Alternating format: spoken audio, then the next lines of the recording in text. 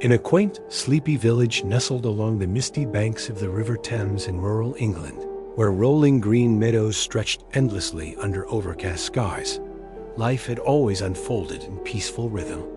Here, neighbors had known each other since childhood, and tales of ghosts and ghouls were mere whispers shared by elders around crackling fires on foggy autumn nights. But one sweltering summer evening, the veil between the living and the dead began to tear. Thomas Hall, known simply as Tom, was a sturdy middle-aged man who made his living as a fisherman and trapper. Tall and weathered from years under the relentless English drizzle and sun, he was beloved for his jovial nature and willingness to lend a hand to anyone in need. That fateful night, as usual, Tom grabbed his old lantern and woven basket, heading to the shadowy canal behind the village to set traps for eels and rabbits. The water's surface gleamed like polished obsidian under the pale moonlight, while the chorus of frogs and distant owls created an eerie symphony that felt both familiar and foreboding. Tom knelt by the water's edge, his net in hand, eyes fixed on the ripples. Suddenly, from the darkness behind him, a raspy woman's voice slithered through the air like wind rustling dead leaves. "Tom, my head is splitting. Do you have any aspirin for me?" Startled but instinctive, Tom replied without turning, "If I weren't out trapping, I wouldn't have brought any medicine along." The words hung in the humid air, and a chill gripped him. He realized he was utterly alone, and the voice belonged to a woman. His heart pounding like a war drum, he slowly pivoted, swinging his lantern into the void. What met his gaze was a nightmare incarnate. A face caved in like a rotting pumpkin, smeared with congealed blood, eyes bulging grotesquely as if ready to burst from their sockets. Thick, black ichor oozed from her cracked lips and hollowed orbits, painting a visage of pure horror. The lantern's beam cast jagged shadows, amplifying the terror until Tom dropped it in shock. The voice crooned closer, almost a whisper in his ear. "My head, it aches so terribly. Tom ... He screamed, clutching a wriggling eel he'd just snared, and bolted from the canal. The path home was desolate, his cries swallowed by the thickening fog. No soul stirred to hear him. Bursting into his cottage, where his wife and children slumbered peacefully, Tom dared not speak of it, fearing they'd brand him mad. He scrubbed his hands raw, glancing nervously over his shoulder, tormented by how the specter knew his name. That sunken face. It bore the twisted resemblance of an old crone, decayed and vengeful. By dawn, the village buzzed with dread. Old widow Agnes, wife of Farmer Bill, ventured to the henhouse to gather eggs for market, hoping to fund her granddaughter's school books. But the sight froze her blood. Over 24 chickens lay stiff and lifeless, blood splattered across the gin. Straw like a ritual slaughter. They weren't devoured, just necks snapped, veins drained dry as dust. "Bill, come quick, the hens are all dead," she wailed. Bill rushed out, his face draining of color. No signs of thieves, yet each bore fang-like punctures at the throat. Neighborly gossipmonger Mrs. Edith overheard and bustled over, gasping. "Mine too." The ducks twisted and bled out. Edith was notorious for spreading tall tales, but this time, whispers of belief rippled through the crowd. Bill frowned deeply. "This village has been tranquil for generations. Must be foxes or vandals." Agnes shook her head. "Those bites. They're unnatural, like something from the old legends."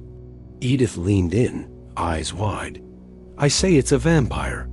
A blood-sucking wraith rising to feast and reclaim the night." Rumors spread like wildfire through the cobblestone lanes. Edith flitted from door to door, embellishing with each retelling.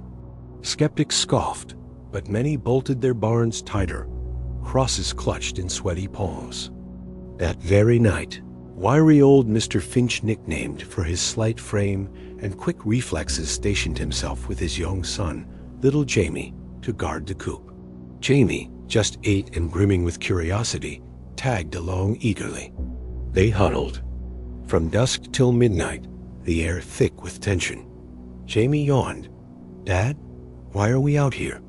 Nothing's happening." Finch hissed. "Hush, lad, or we'll starve without those birds." As Jamie fidgeted toward bed, Finch gripped his arm. "Look there, that shadow by the fence." A grotesque silhouette slunk toward the coop, seizing a hen with inhuman speed, twisting its neck with a sickening crack, then sinking teeth into the pulsing vein. Blood slurped audibly in the silence, a wet, guttural feast.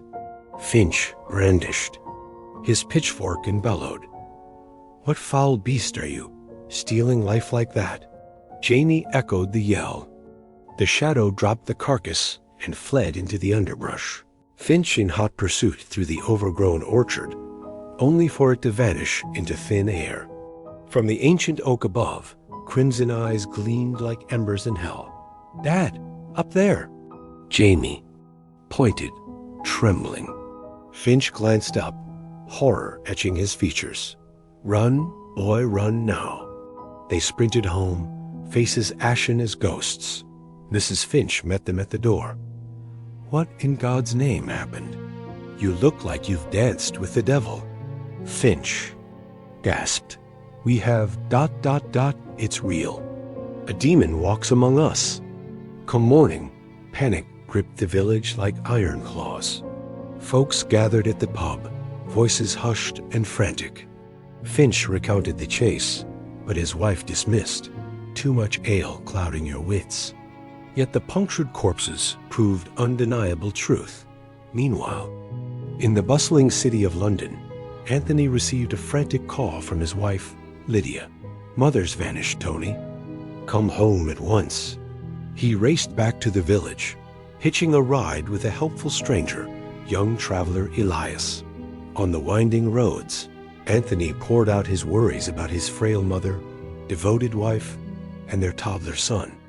Elias listened intently, a peculiar glint in his eye, as if savoring hidden secrets. Arriving home, Anthony demanded, "Where could Mother have gone?" Lydia sobbed. "She went to market, but never returned. I've searched everywhere, the woods, the riverbanks." Anthony's gut twisted. He vowed to scour the shadows himself. Elias, wandering the misty lanes, caught wind of the blood-drinking phantom plaguing the farms. Drawn by curiosity, he rested at an abandoned mill where a spectral form flickered in the gloom. He trailed it stealthily, realizing this was no mortal thief but a tormented wraith, twisted into a bloodthirsty ghoul. The entity clutched a squawking duck, snapping its neck before guzzling the crimson flow with a ravenous glee. Elias drew a carved wooden stake from his coat. "Feeding on the innocent's lifeblood? Your reign ends tonight." The wraith spun, revealing its mangled face-caved skull, oozing tar-like blood. "Do you have aspirin?" "My head ... It throbs eternally." Elias invoked ancient runes, binding the spirit in ethereal chains as it lunged. With claws extended, a ferocious battle ensued amid swirling fog and howling winds, Elias dodging spectral strikes, the air reeking of decay and brimstone. Finally subdued, he demanded, "What cursed soul are you? Why this unholy hunger?" "They?" Wraith snarled, its voice a death rattle, unveiling her tragic fate.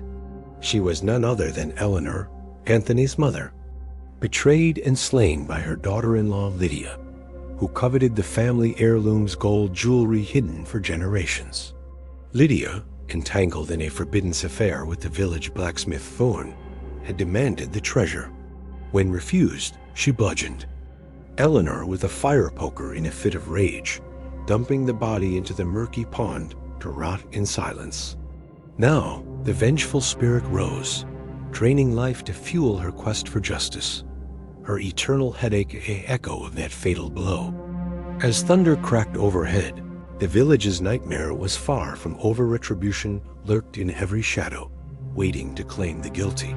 Elias stood frozen in the crumbling ruins of an old mill on the foggy outskirts of the village, his grip tight on an ancient oak stake etched with glowing runes that flickered ominously under the pallid, moonlight piercing through cracked rafters. He was an enigmatic young wanderer, barely 25, with a lithe, athletic build, chiseled features sharpened by shadows, and eyes that burned with an otherworldly intensity like twin voids, harboring secrets from forgotten realms. Elias hailed from no single place. He roamed the misty moors and haunted hamlets of England, drawn to those tormented by spectral horrors and demonic entities. Schooled from boyhood by a reclusive occult master in the forbidden arts of sorcery, he wielded talismans and vanishing relics with lethal precision. This fateful night, whispers of a vampiric wraith draining the blood of farm animals had lured him into the fray, his instincts screaming of deeper, darker malice lurking beneath the surface. Asterisk before him writhed the bound spirit of Eleanor, ensnared by crimson ethereal chains summoned from his glowing amulet. Her face was a grotesque mask of decayed skull, caved in like shattered porcelain, tarry blood seeping from hollowed eye sockets and a gaping maw, wriggling maggots squirming in the festering wounds as if feasting on her eternal torment.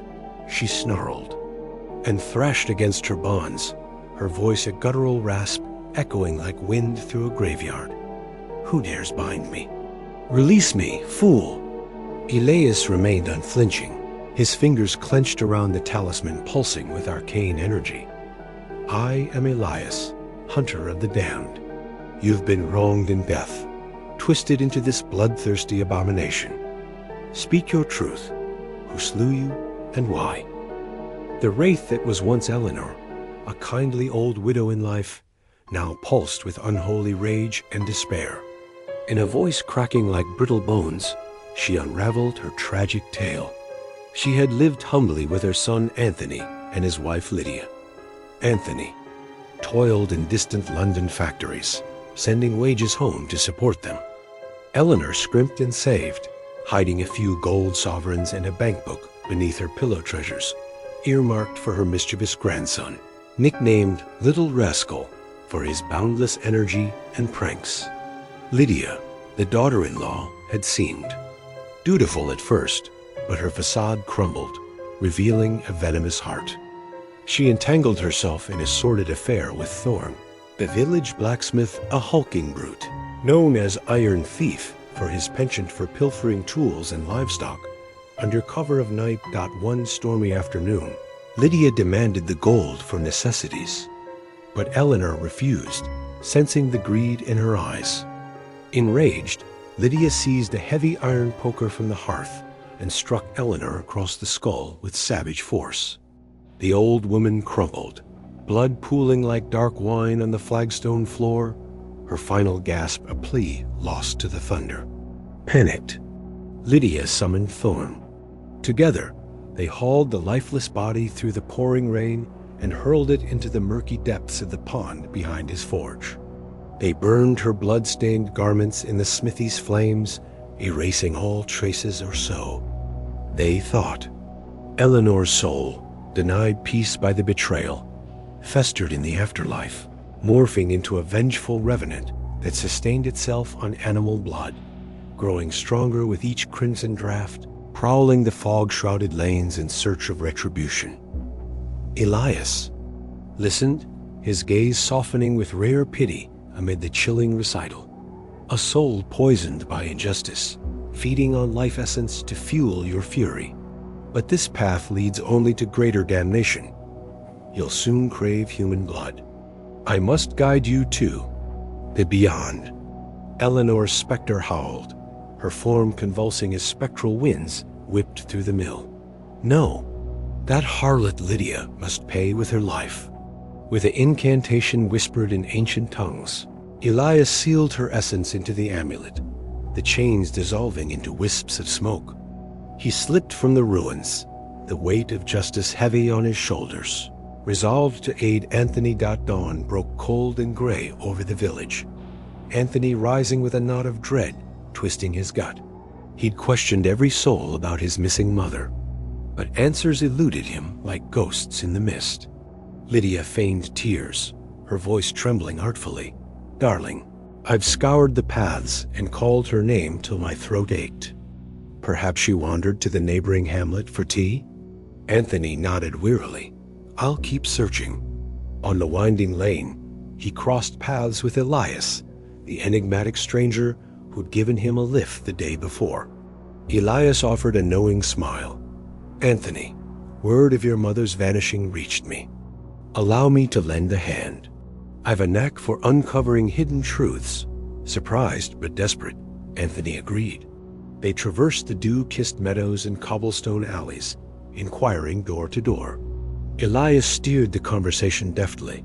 "Tell me, of your kin, your wife, how fares she in these troubled times?" Anthony beamed with misplaced pride. "Lydia's a saint, tending to mother, and our little boy with unwavering devotion." Elias said nothing, his mind racing. Asterisk a saint? She's a murderess cloaked in deceit. Asterisk by afternoon, their steps led to Thorn's forge, where the blacksmith lounged idly, his muscular frame smeared with soot, eyes darting like a cornered rat. Spotting Anthony, Thorn forced a grin. "Back from the city, eh? Hunting for the old lady?" Anthony pressed.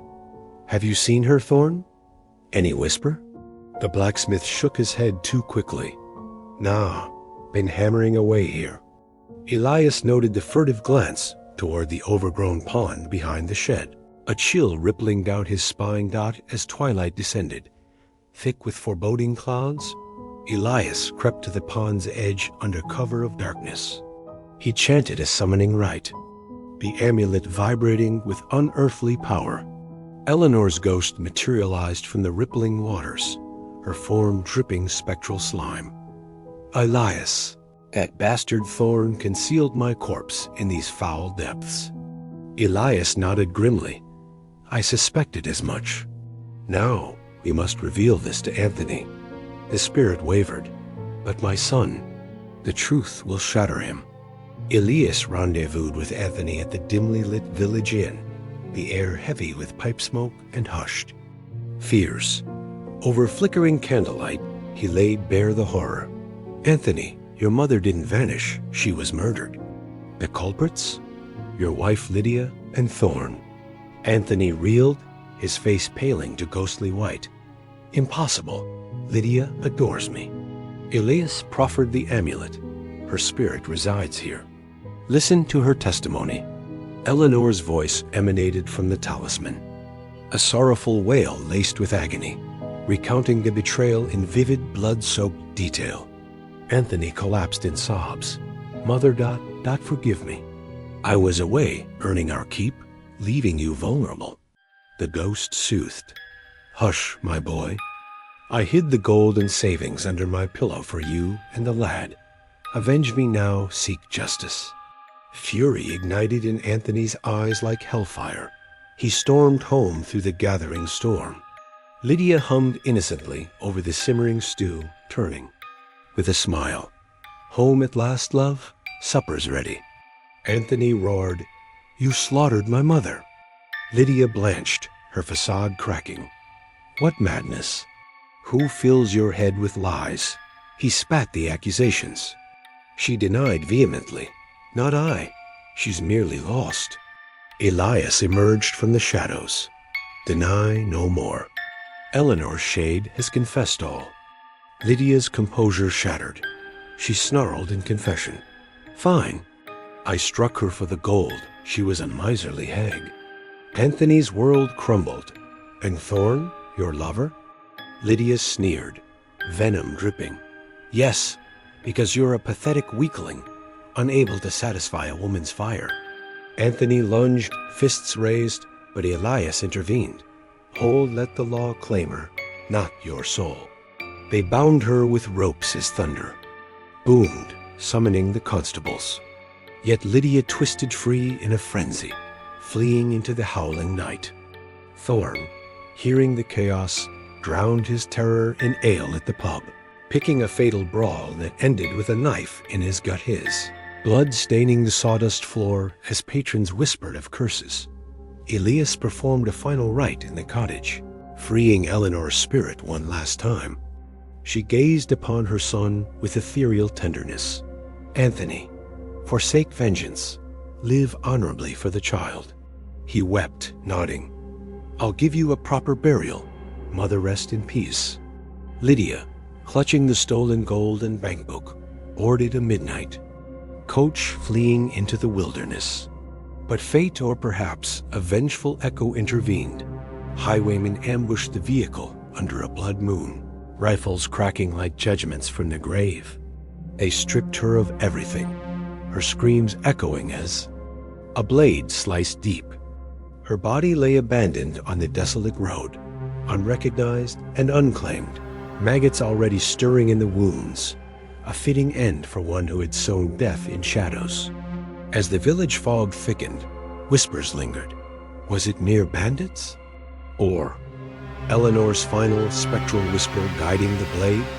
The nightmare may have ended, but in these ancient lands, the dead never truly sleep. Elias slipped away from Anthony's cottage under the cloak of a deepening twilight, his mind a whirlwind of shadowed thoughts. He knew Eleanor's restless spirit still harbored a seething grudge, a festering wound that could erupt into chaos if not exorcised soon. The village, with its picturesque facades of thatched roofs and blooming hedgerows, was now shrouded in an oppressive pall of dreadlike and ancient curse awakening from the earth. Whispers of the blood-drinking phantom had spread like plague through the misty lanes, compelling villagers to bar their doors at dusk, lanterns flickering nervously behind. Shuttered windows as the wind howled like tormented souls.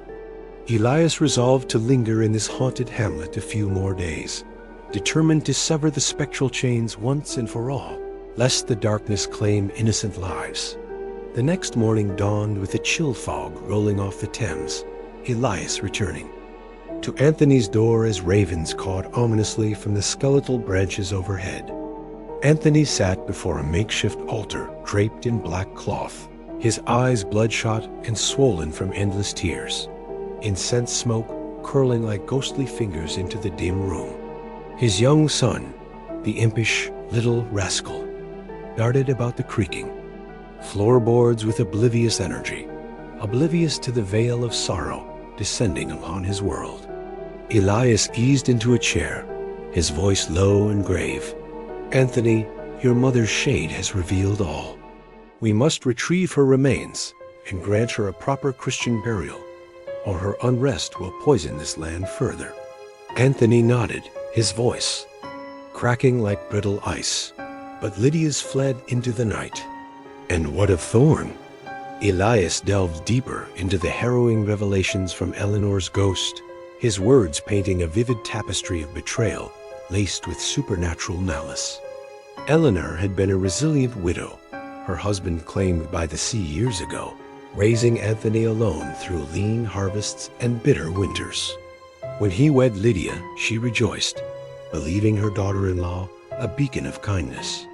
But Lydia's mask soon slipped, unveiling a slothful, quarrelsome harpy who entangled herself in clandestine trysts with Thorn, the brutish blacksmith, a 30-something drifter infamous as Iron Thief for his nocturnal raids on barns and forges. He lured her with promises of escape from this fog-bound prison, vowing a life of luxury if they seized enough coin.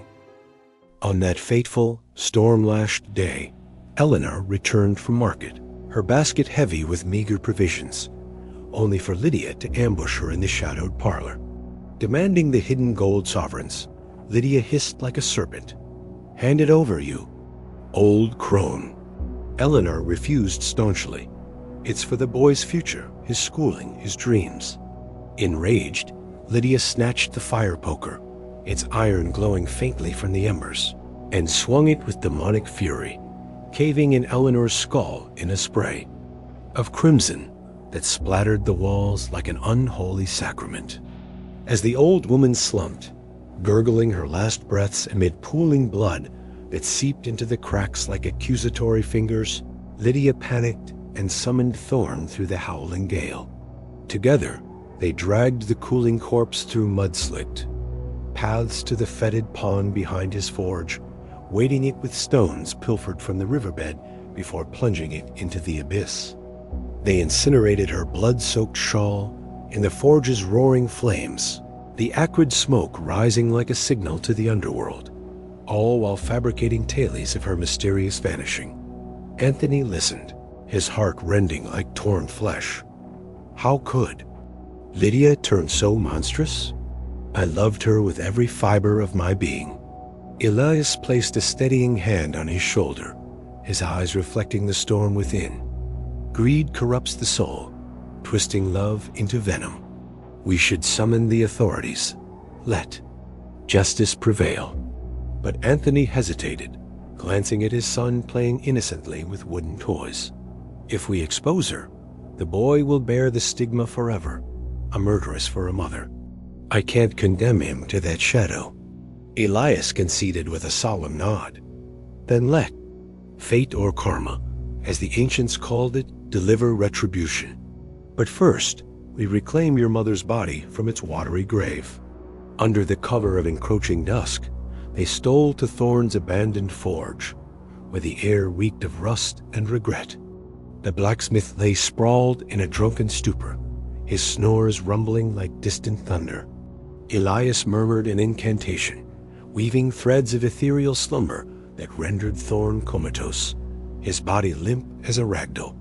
Together, they plunged into the pond's icy, ink-black depths, the water clutching at them like skeletal hands, bubbles rising with whispers of the damned.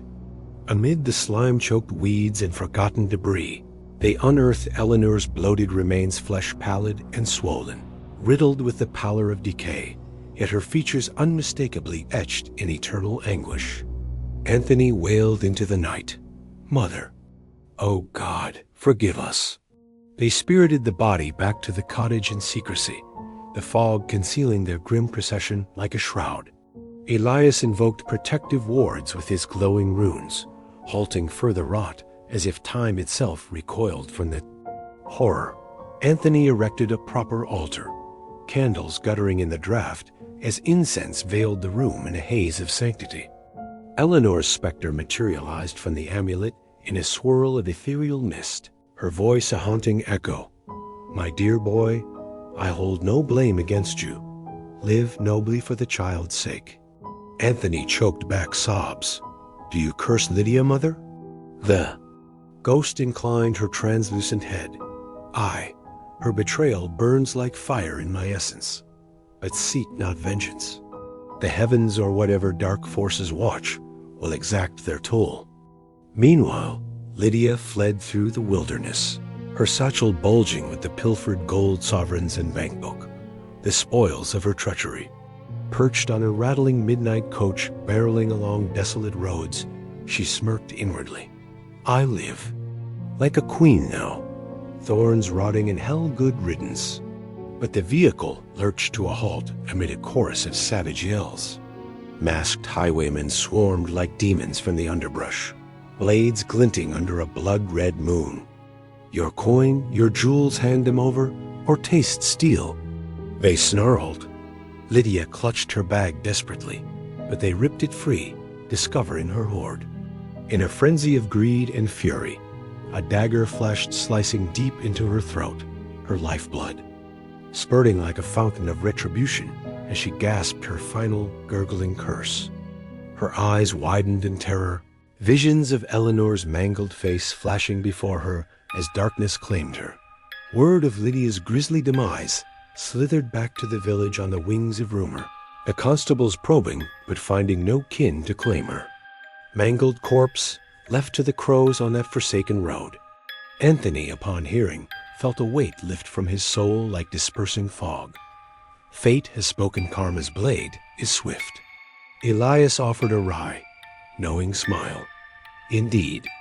Now lay your mother to eternal rest." Eleanor's funeral unfolded in hushed simplicity beneath a leaden sky. Villagers assembling at the ancient churchyard, murmuring condolences and assuming a tragic slip into the pond. Anthony wept at the graveside, earth clattering onto the coffin like final judgments. Sleep peacefully, mother. Her spirit manifested one last time, a luminous apparition smiling faintly before dissolving into a cascade of golden light, ascending toward the heavens, or perhaps the void beyond. Elias bid farewell at the village edge, the mist swirling around. Him like reluctant ghosts, my path calls me onward. May peace find you, Anthony. Anthony clasped his hand firmly. Thank you, brother, from the depths of my haunted heart. As Elias vanished into the fog, the village exhaled a collective sigh. But in the whispering winds and creaking eaves, one couldn't help but wonder, had the nightmare truly ended, or did echoes of the damned linger, waiting for the next soul to falter? In the wake of Eleanor's somber burial, beneath the ancient yew trees in the village churchyard, life in the misty hamlet along the Thames seemed to reclaim its gentle cadence. The rolling meadows glowed emerald under fleeting sunbeams. Children's laughter echoed like distant bells through the cobblestone lanes. And by twilight, villagers gathered at the old pub, sipping ale and spinning yarns by the crackling hearth. Yet deep within Anthony's soul, the gash of grief festered like an unhealed wound, pulsing with shadows that no daylight could banish. He knelt at her fresh grave, lighting a candle that flickered against the encroaching fog, whispering into the chill wind, "Mother, I'll live righteously, raise the boy strong." But why does this heaviness cling to my heart like chains from the grave? Little rascal scampered up, tugging at his father's coat with wide, innocent eyes. "Dad, why hasn't Granny come back from her long trip?" Anthony forced a melancholic smile, scooping the boy into his arms amid the rustling leaves. "She's off on a grand adventure, lad. Be good, study hard, and she returned with tales to tell."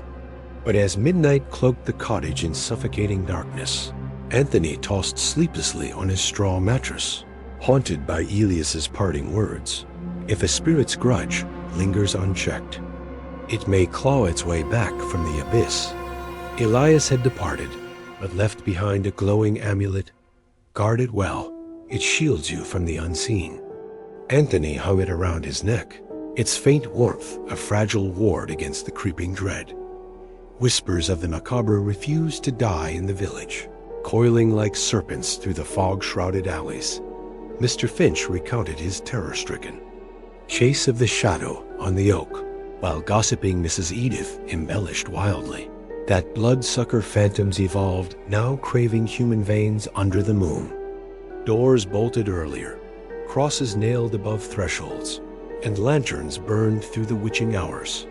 Tom Hawley, the first to glimpse the horror by the canal, now shunned the waterways after dusk. He confided in his wife by the dim firelight. That caved-in face, drenched in gore. It mirrored old Eleanor from Anthony's kin twisted by death's cruel hand.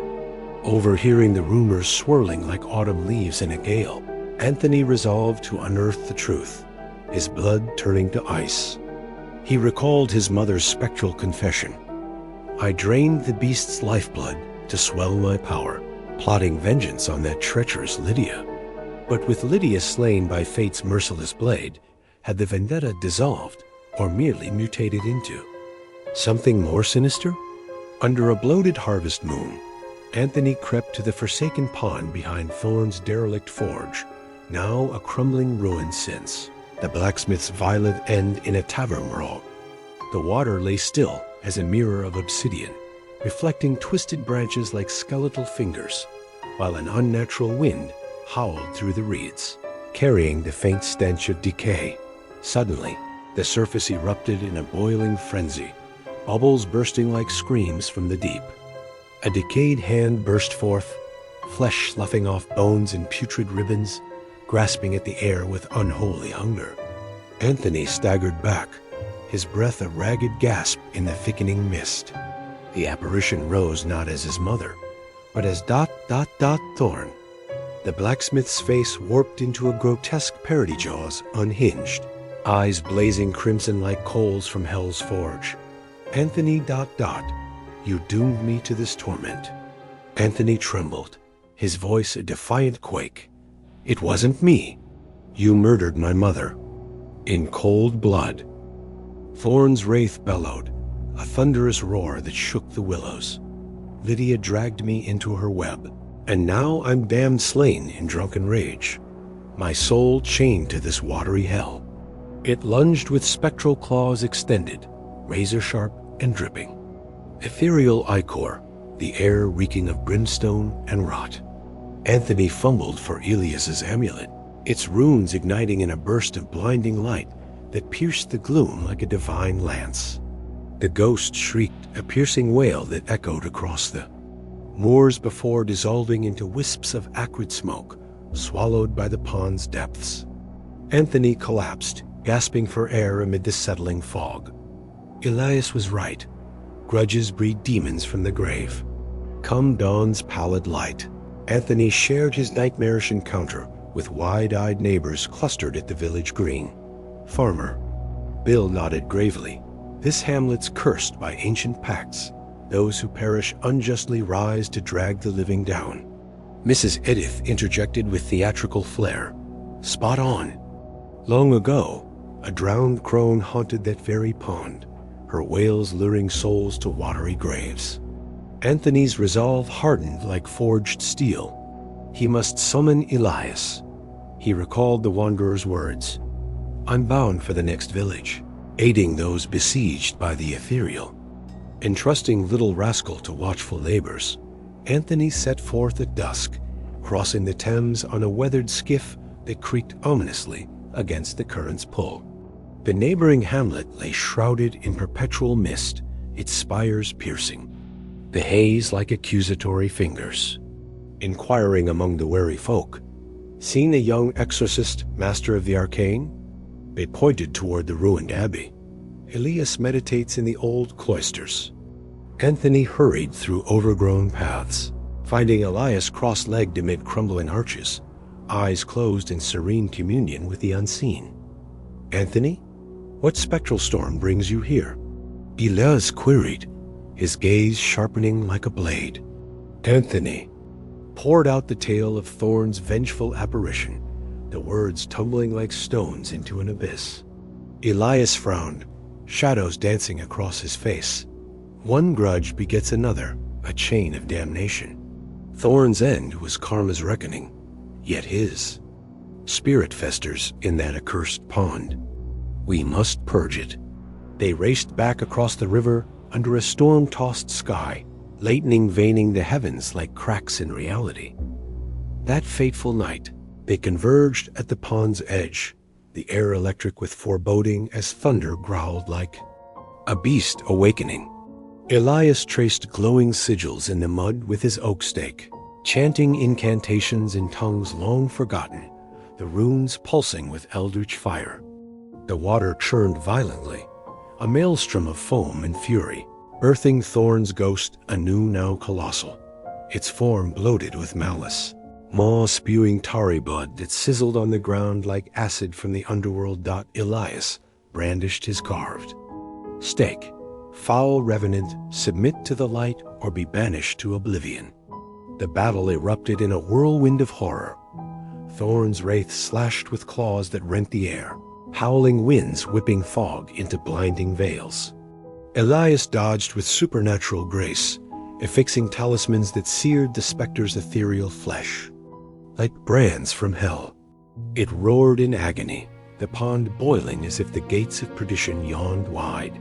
Anthony bellowed from the sidelines. You butchered my mother, now face your end. Elias invoked a binding spell, chains of luminous energy coiling around the thrashing form, tightening until with a final, earth-shaking screech, the ghost imploded, fragments scattering like dying embers into the void. The pond stilled, its surface glassy once more, reflecting only the stars above. Elias exhaled, wiping sweat from his brow. It's done. For now. But tread carefully echoes of resentment may yet stir. Anthony clasped his hand in gratitude. Stay with us, Elias. Help safeguard our home from the shadows. Elias nodded, a faint smile breaking through the exhaustion. As fate wills it, brother. The veil thins, but together we'll hold the darkness at bay. Yet as they departed through the lifting mist, a distant whisper rode the wind, a subtle warning that in these cursed lands, the dead's hunger was never truly sated. In the aftermath of banishing Thorn's malevolent spirit, a fragile serenity descended upon the fog-enshrouded village by the Thames, like a shroud lifting ever so slightly from a restless grave. The nights fell silent, devoid of the anguished squawks of poultry being drained in the shadows. Villagers ventured out under the stars once more, their lanterns bobbing like will-o'-the-wisps along the winding paths, and the feverish rumors of phantoms faded to mere echoes in the pub's dimly lit corners. Anthony resumed his toil in the dew-kissed fields, tending to his young son with a father's quiet resolve, the rhythm of harvest and hearth, a balm against the abyss of loss. Little rascal, now grasping that Granny had embarked on an eternal voyage. Beyond the misty horizons, frolicked with unbridled joy, his laughter a defiant spark in the gloom, easing his father's burdened heart. Elias lingered in the hamlet for a spell, imparting arcane wisdom to Anthony. Clasp this amulet close, brother. Whisper the incantation when the veil thins and shadows stir unnaturally. Yet the encroaching darkness clung stubbornly, insidious. Fog that refused to fully dissipate, whispering promises of renewed terror through the skeletal branches of ancient oaks.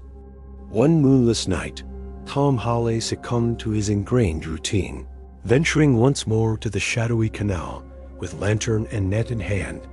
The call of the water, an irresistible siren song, despite the chills it evoked. The wind sliced like icy blades. Across his weathered skin, the surface a placid mirror of inky blackness, reflecting only the void above. Abruptly, that familiar raspy feminine croon slithered from the reeds, laced with unearthly hunger. Tom, aspirin for my throbbing skull. He whirled, his lantern beam piercing the murk like a desperate prayer, illuminating the nightmare anew. A face collapsed inward like a desecrated tomb, smeared with coagulated gore that dripped in viscous strands, eyes bulging with infernal rage.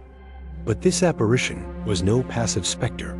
It surged forward with blinding speed, spectral talons clamping around Tom's throat like iron vices forged in perdition. The pain, it's unbearable. I'll quench it with your lifeblood. Its breath reeked of decay and brimstone, fangs glistening as it leaned in, veins pulsing with voracious intent. Tom's scream tore through the night like a banshee's wail, his fists pummeling the ethereal form as he wrenched free and fled through the underbrush, branches whipping his face like accusatory lashes. Dawn found him babbling incoherently to wide-eyed neighbors. The fiends returned craving human vita now. It nearly drained me dry. The tale ignited like wildfire through the cobblestone streets. Mrs. Edith, ever the embellisher, spun it into a tapestry of dread. Mark my words, Eleanor's wraith hasn't crossed over. She's evolved into a true vampire. Of the moors. Anthony, overhearing the frenzy, felt ice grip his spine. He raced to Elias's temporary lodgings in the old mill. Elias, the horror manifests again. It's escalating. Elias's brow furrowed like storm clouds gathering. Not your mother's shade. She's ascended to peace. No, this reeks of fresh malice birthed from the pond's cursed depths, a residue of unresolved vendettas festering like an open wound. Together, they delved into the mystery, trekking to Eleanor's fresh grave amid the overgrown churchyard, where crooked headstones loomed like silent sentinels. Lighting incense that curled upward in serpentine tendrils, they invoked her presence. Her ghost materialized in a hazy luminescence, a translucent echo of the kindly widow. My son, my grievances have dissolved like mist at dawn. But Lydia's demise was steeped in injustice. Her spirit twists into a vengeful ghoul, haunting these lands. Anthony reeled, his world fracturing anew. Lydia? Slain by those highwaymen, how could her end birth such evil? Eleanor's apparition wavered, her voice a sorrowful sigh carried on the wind.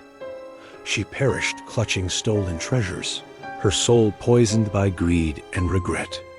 Now, warped into a bloodthirsty revenant, she prowls for you, Anthony seeking retribution for the life she claims you stole. Elias nodded grimly, his eyes alight with resolve.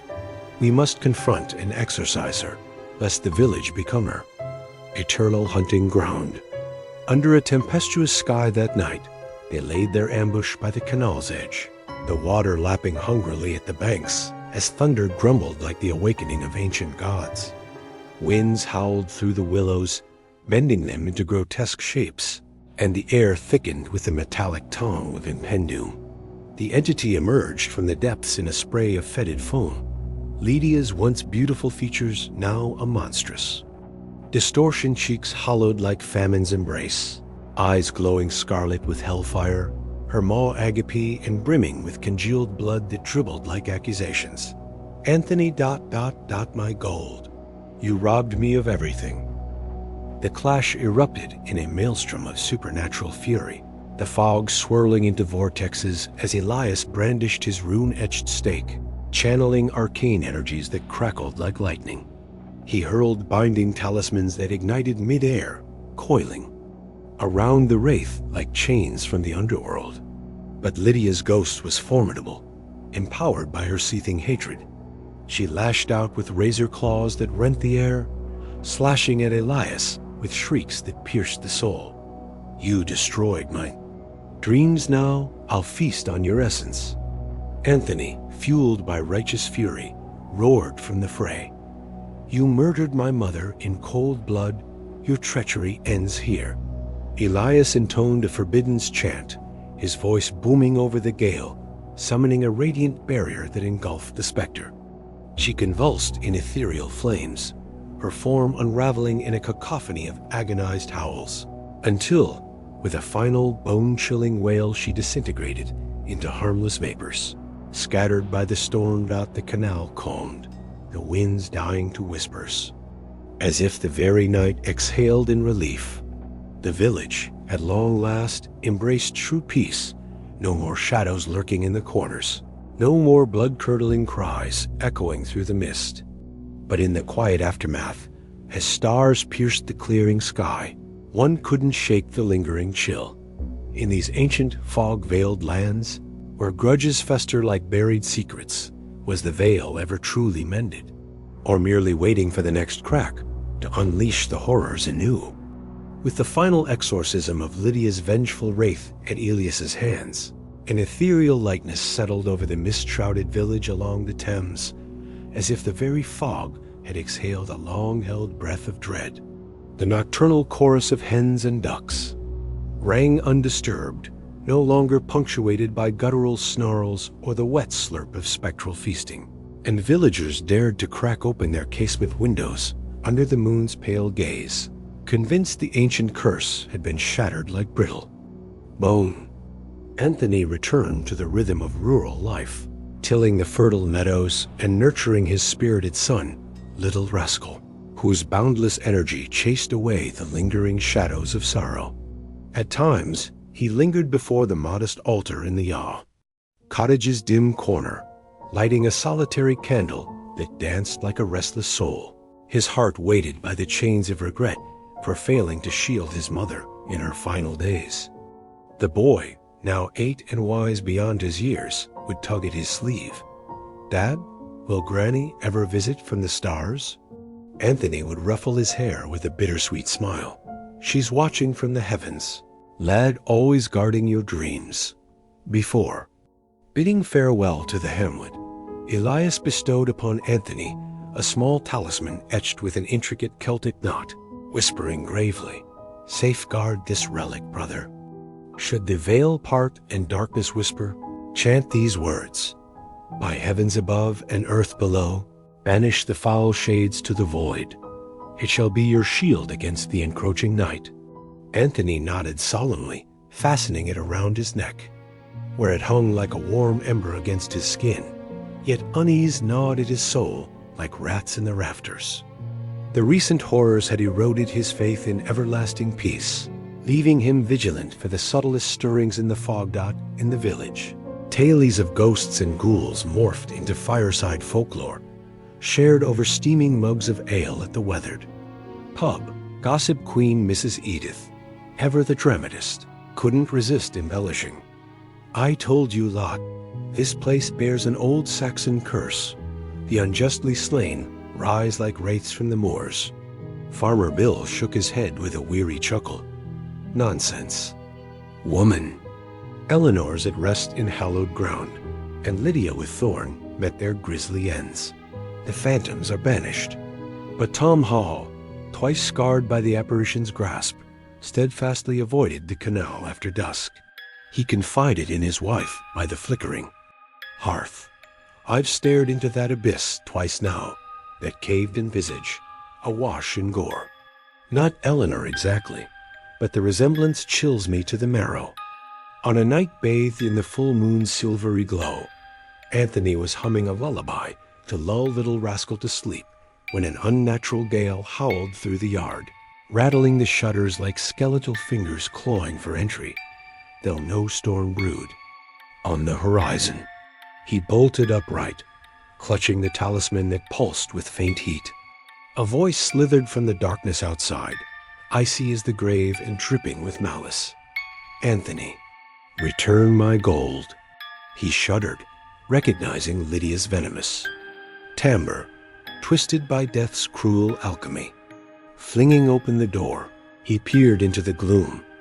A shadowy silhouette loomed beneath the gnarled apple tree, its eyes flaring crimson like embers from the pit, tendrils of fog coiling around it like serpents ready to strike. Anthony invoked Elias's incantation, his voice trembling yet resolute, the talisman erupting in a blaze of ethereal light that pierced the night like a holy lance. The entity snarled a guttural, inhuman rumble that echoed through the branches before dissolving into swirling mist, leaving only the acrid scent of decay hanging in the air. Anthony slumped against the doorframe, heart thundering like a war drum, knowing the specter hungered still. At first light, he dashed to Mr. Finch's modest abode, the man who'd once fled a treetop terror. "Finch, the demon stirs anew, it's Lydia's shade, I swear." Finch paled, his wiry frame quaking. "Again?" Last time it perched in the oak like a harbinger. Now it's bolder, feeding on fresh fury. Determined to sever the cycle, Anthony sought Elias once more. He recalled the wanderer's words. "I'm bound for the neighboring village folks there, beseech aid against a child wraith's haunt." Entrusting little rascal to Widow Annis's kindly care, Anthony shoved off in a creaky skiff across the Thames, the river's currents whispering secrets as mist veiled the far shore. In the adjacent hamlet, he queried the wary locals. "Heard of a young exorcist, master of the occult?" An elderly crone pointed with a gnarled finger. "Elias dwells in the forsaken manor at the edge, purging a spectral infant's curse." Anthony hastened through overgrown thorns to the crumbling edifice. Elias sat before a crackling bonfire, inscribing runes on parchment that glowed with arcane fire. Spotting Anthony, surprise flickered in his intense eyes. "You again, Anthony. What infernal resurgence plagues you now?" Anthony recounted the nocturnal assault, his words laced with dread. "Lydia's ghost returns, demanding her ill-gotten gold." Elias's expression darkened like gathering thunder. "I believed her essence scattered to the winds. Yet her grudge festers deep, anchored by some unholy tether." They hastened back across the river, the journey fraught with ominous portents grows, wheeling overhead like omens of doom. Elias inspected the cursed pond behind Thorn's derelict forge, the cradle of the village's malediction. Standing at the brackish edge, he chanted in ancient Gaelic, stake in hand. The water boiled furiously, a cauldron of wrath, birthing the apparition. Lydia's face, grotesquely contorted skin pallid and veined like cracked marble, hair matted, with congealed blood, her maw writhing with squirming maggots that spilled forth like accusations. Anthony, my treasure, you condemned me to this torment. She wailed, her voice a symphony of agony and rage that chilled the soul. Elias bellowed, reveal thy true form, abomination. He hurled a talisman that ignited in crimson flames, illuminating the night with hellish glow. The wraith hurtled forward, claws extended like daggers forged in nightmare, slashing with feral savagery. Elias evaded with preternatural agility, his stake slicing through the air in a whistling arc that seared ethereal flesh. The entity shrieked a piercing cry that rent the heavens, but surged with amplified ferocity, empowered by accumulated malice. Anthony quivered in the shadows. Why is it so potent now? Elias grunted amid the fray. Her resentment feeds on the stolen hoard. The gold's curse binds her to this realm. We must shatter the source. Elias guided Anthony into thorns. Forsaken abode, the air thick with dust and despair. Beneath the rotting floorboards, they unearthed a weathered oak chest, sealed with rusted iron. Elias shattered the lock with a burst of arcane force, revealing a burlap sack bulging with Eleanor's pilfered sovereigns, gleaming like cursed eyes in the lantern's beam. This is the anchor of her fury, Elias declared. He incinerated a scroll of runes, scattering the ashes over the trove while intoning a binding rite.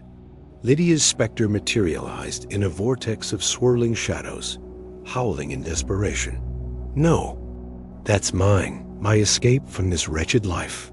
But the talisman's radiance enveloped her, tendrils of light coiling like divine serpents, dragging her thrashing form into the abyss with a final, echoing lament that faded into oblivion. Anthony exhaled shakily. Is it truly over? Elias nodded, his face etched with weary triumph. Her essence is purged scattered to the four winds. Yet vigilance, Anthony. This land harbors deep-seated grudges. Anthony clasped his hand in profound gratitude, urging, stay a while, our hearth is yours. Elias offered an enigmatic smile. My calling pulls me onward. Countless shadows await, in distant realms. As he vanished into the lifting fog, the village slumbered under a clearer sky, but in the whispering winds through the ancient oaks, a subtle chill lingered, a reminder that in these haunted moors, peace was but a fragile veil ever prone to tearing anew. In the tranquil aftermath of Elias's decisive banishment of Lydia's tormented specter, a profound calm enveloped the fog-laden village nestled along the Thames' winding banks, as if the ancient spirits had finally granted a reluctant reprieve. The golden meadows swayed gently in the autumn breeze. Children's gleeful shouts echoed once more through the cobblestone lanes at dusk, and the villagers began to consign those blood-curdling tales of vampiric phantoms to the realm of forgotten folklore, whispered only in jest over pints at the old tavern. Anthony, now embracing a quieter existence with his son Little Rascal, strove to rebuild from the ashes of betrayal and loss. He forsook dreams of distant city labors, rooting himself in the soil tending the fields, guiding his boy's hand in simple chores, and honoring his mother's memory with daily devotion. Each evening, as shadows lengthened across the cottage, he kindled incense at her altar, murmuring into the flickering flame, Mother, I'll live honorably, easing your eternal watch. Little Rascal grew taller and wiser, his innocent queries about Granny fading like morning mist, though he'd occasionally eye his father with curious spark. Dad, why do you always clutch that old charm? Anthony would smile faintly, fingering the talisman Elias had bequeathed. It wards us from the unseen, lad, our silent guardian. He shielded the boy from the abyss of those harrowing nights, the maternal ghost's wrath, Lydia's treacherous blade, Thorn's bloody demise, yearning for his son to blossom, unscarred by the past's venomous thorns. Yet such serenity proved as fleeting as a will-o'-the-wisp in the moors. On a drizzling eve, As Anthony patrolled the henhouse behind the cottage amid sheets of relentless rain, an unnatural gale howled through the eaves, carrying a bone-chilling frost that seeped into his very marrow. Dogs throughout the hamlet bayed, frantically, their chorus a dire omen, slicing through the downpour like knives from the grave. Anthony gripped the talisman tightly, dread coiling in his gut like a serpent awakening. From the coop's shadowed recesses, a gravelly voice rasped not Eleanor's gentle lament nor Lydia's venomous hiss, but something alien, dredged from the underworld's depths. Anthony ... repay your debt to me ... He spun, his lantern beam stabbing into the gloom like a desperate accusation. A formless apparition materialized, its outline writhing like smoke from hell's forge. Only piercing crimson eyes gleamed with infernal hunger, framing a distorted face smeared in tarry blood, veins pulsing with unholy life. It bore no resemblance to kin or foe, Anthony knew, a stranger's malice incarnate. He invoked Elias's chant with quaking resolve. By heavens above and earth below, banish the foul shades to the void. A talisman ignited, a searing blaze erupting. That scorched the air. The entity unleashed a guttural screech that echoed across the flooded fields, convulsing before dissolving into wisps of acrid vapor. But Anthony knew this was no finale, merely the prelude to deeper darkness.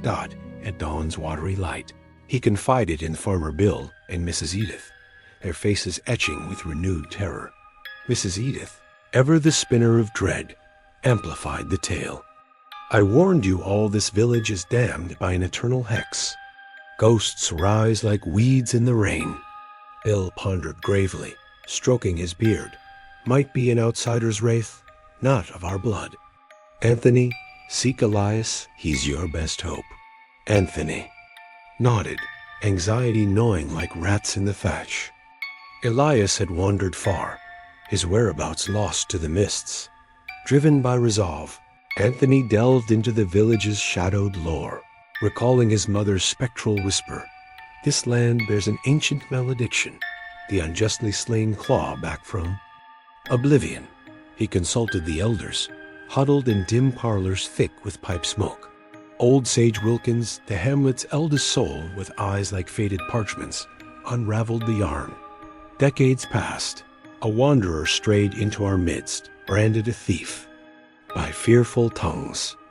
The mob bludgeoned him senseless and cast his broken form into yon pond behind Thorn's forge. His vengeful shade has haunted those depths ever since, festering like poison in the earth. Anthony shivered, the pieces aligning like a puzzle from hell.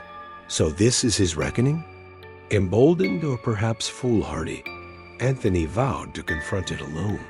That stormy night, armed with a talisman and a sharpened sickle glinting under lightning's flash, he trudged to the pond's forsaken brink. Rain lashed his face like spectral whips, the air reeking of rot and regret.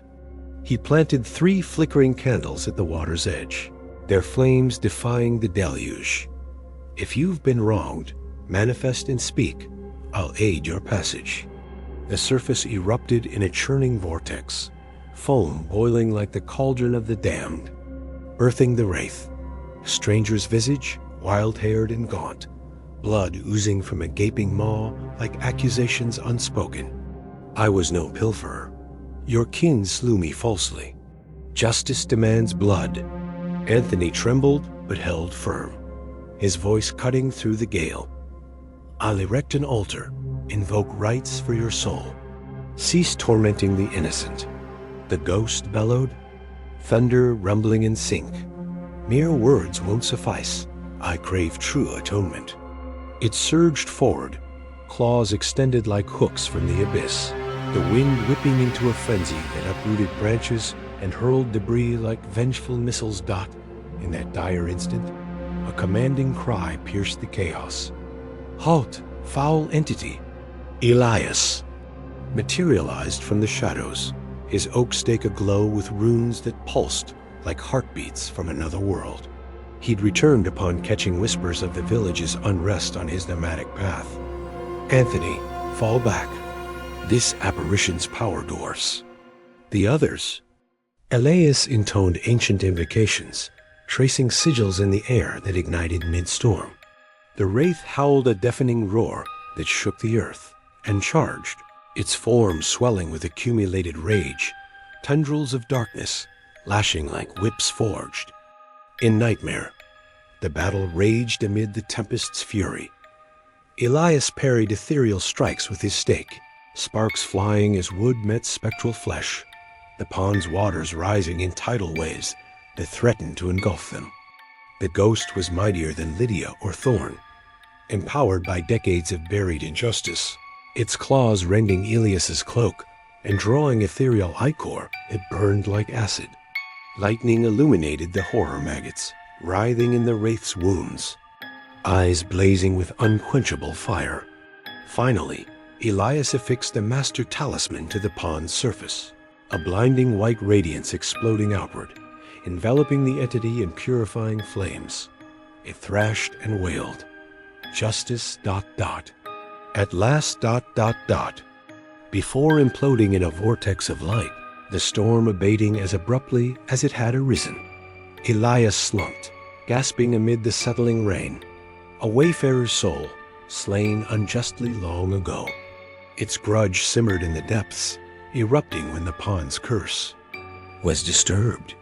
Anthony queried breathlessly, "Is the nightmare truly ended?" Elias affirmed with a nod, for now, but raise a nameless shrine by the water's edge. Offer prayers daily to soothe any lingering echoes."